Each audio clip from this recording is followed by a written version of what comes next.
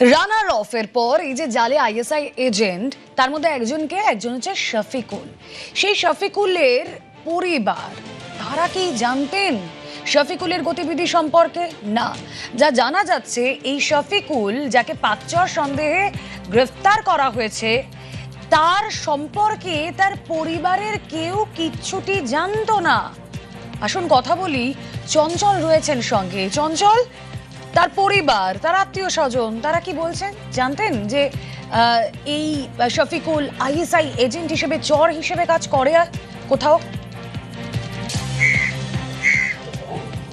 দেখো, আমরা কিন্তু এই মুহূর্তে যেটা রয়েছি যে গোয়ালপুকুর বিধানসভার যে পাঞ্জিপাড়া গ্রাম পঞ্চায়েত এলাকায়, সেই পাঞ্জিপাড়া গ্রাম পঞ্চায়েত এলাকায় রয়েছে এবং এখান থেকে কিছুটা দূরে, অর্থাৎ কিছুটা দূরে গেলে কিন্তু এই দেওয়ানা গ্রাম, যেখানে শফিকুল ইসলাম, যেটা শফিকুল যার নাম উঠে আসছে যে পাকচর হিসাবে, তার শ্বশুর বাড়ি রয়েছে এবং স্থানীয় বাসিন্দারা বেশ কয়েক বছর ধরে এই শফিকুলকে দেখে আসছেন পাঞ্জিপাড়া এলাকায়। তার যে চলাফেরা, তাতে কোনো রকমের কিছু সন্দেহ হতো না। তবে এত বড় একটা যে কাজ করে ফেলেছে বা এত বড় একটা এজেন্ট হিসাবে কাজ করতো, তা এলাকার বাসিন্দারা কেউ জানতো না।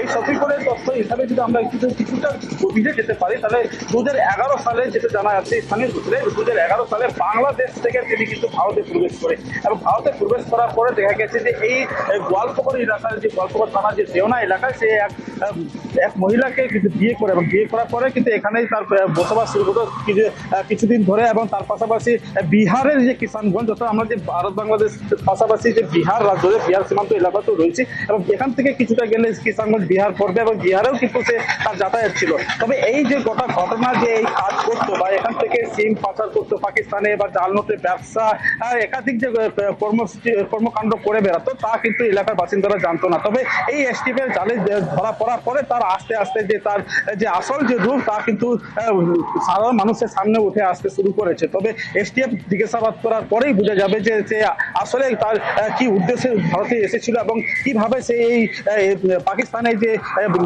ভারতের সিম এবং জাল নোটের ব্যবসা কিভাবে করতে, সেটা সমস্ত কিছু পরিষ্কার হয়ে উঠে আসবে বলে স্থানীয়দের মত। ওকে,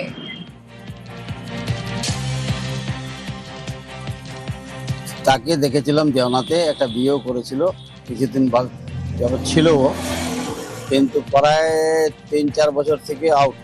এখন কোথায় থাকতো না থাকতো শুনলাম আজকে যে ধরা গেছে। রাতে নাকি ওকে নিয়েছিল ওর বাড়িতে, ওর বউ বাচ্চা দেখার জন্য। ওরা চিহ্নিত করলো, তারপর আবার শুনলাম যে নিয়ে চলে গেছে। শ্বশুরবাড়িটা কোথায়? দেওনা। কি নাম যাকে ধরেছে? শফিকুল। ও মানে আটাং পাটাং এদিকে ওদিকে ঘুরতে ফিরতেই থাকতো। কাজকর্ম কি করতো না করতো সেগুলো আমরা জানতাম না। এমনি আসল বাড়ি কোথায়? আসল বাড়ির সম্বন্ধে আমি জানি না। এখন শুনলাম যে বাংলাদেশ বাড়ি। চাইছি ও যদি মানে বিদেশি হয়, তোর শাস্তি হোক।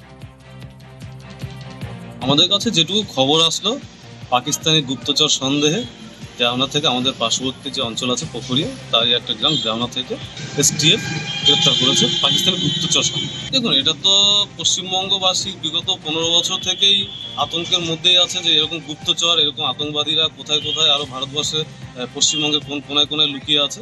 কিন্তু এর জন্য আমরা পশ্চিমবঙ্গ সরকারকে ধন্যবাদ জানাবো যে পশ্চিমবঙ্গে ভারতীয় জনতা পার্টির সরকার প্রতিষ্ঠিত হওয়ার পরেই এরকম পাকিস্তানি গুপ্তচর এবং আতঙ্কবাদীরা কোনায় কোনায় ধরা পড়ছে।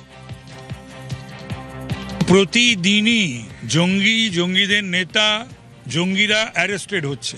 আবার এই ভারতবর্ষের কোনো কোনো প্রান্তে যে ওই টুকরে টুকরে গ্যাং, ভারতবর্ষকে টুকরো করার স্লোগানও উঠছে। তো সুতরাং এই ওমর খালিদ কে, ইয়াসিন আকিল কে, তাদেরকে মুক্তি দেওয়ার কথা যারা স্লোগান দেয়, তাদের মুক্তির জন্য।